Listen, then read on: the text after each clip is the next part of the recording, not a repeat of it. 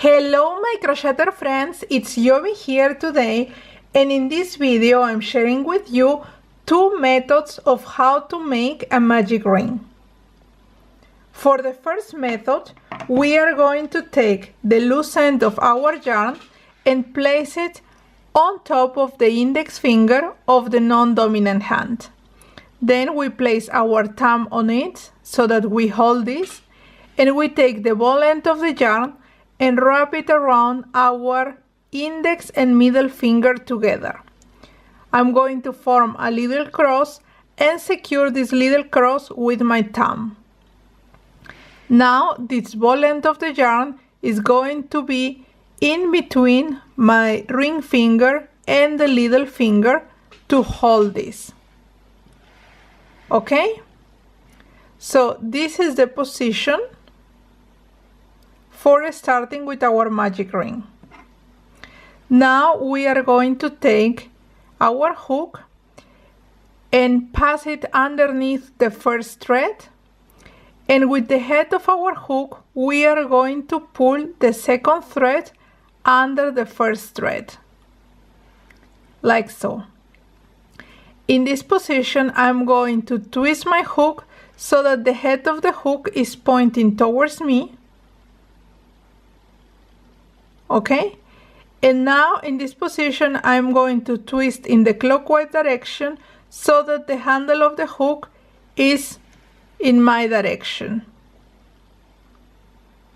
Okay, so already in this position I'm going to yarn over, and here I'm going to twist my index finger and the middle finger until they point towards me.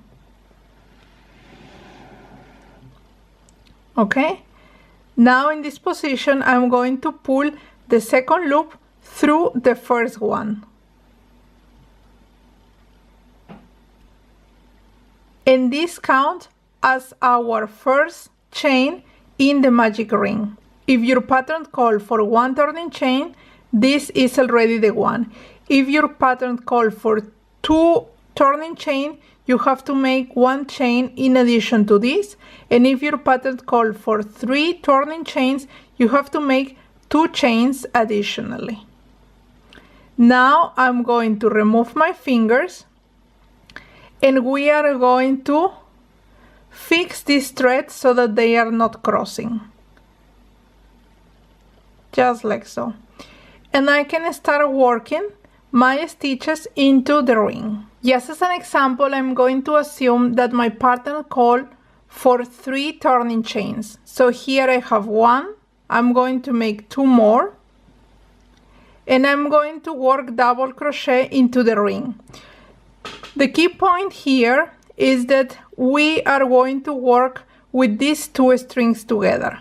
So for the double crochet, I introduce my hook here through the middle of the ring, and I'm taking both strings. Okay, it is a way to secure this. In the same way, you continue working the number of stitches that your pattern requires.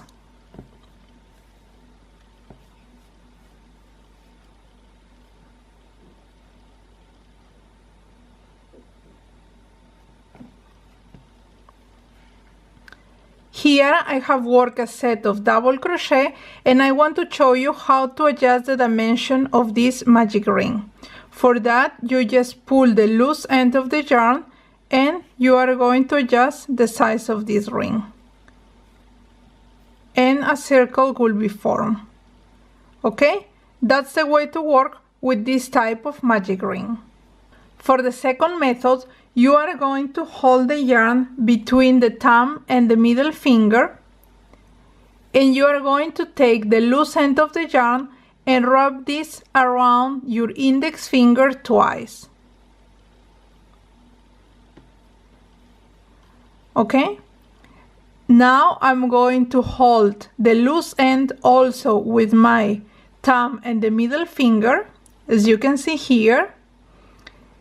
And with my dominant hand, I'm going to take these 3 loops out of my index finger in a very careful way. Okay? So now in this position I'm going to hold my yarn as usual, okay, and then here I'm just going to introduce my hook through the center of the ring, then I'm going to yarn over, come out through this loop.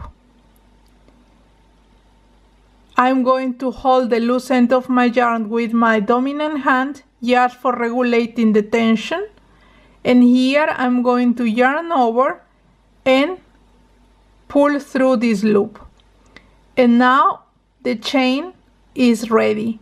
This counts as one chain, so if your pattern calls for 3 turning chains, you have to make 2 more in addition to this.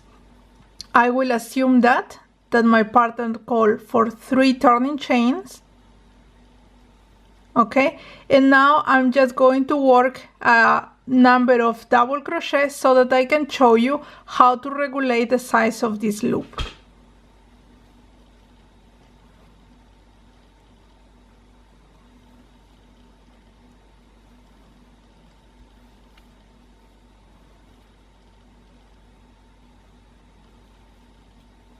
So here I have already worked a set of double crochet, and now to regulate the size of my magic ring, what I'm going to do is to pull the loose end a little bit,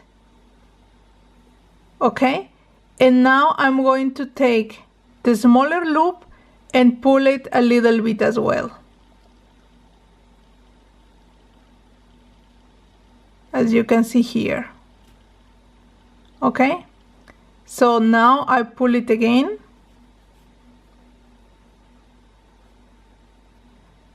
and pull it again, the smaller loop of our magic ring. Okay, you see how the circle is closing all the time. So now I pull it again, this loop,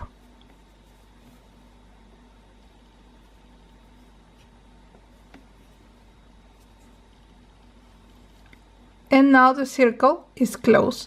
If you want to close it more, you just pull it more, this loose end of the yarn, and you can continue working or close the circle. Just continue working as you would like to do.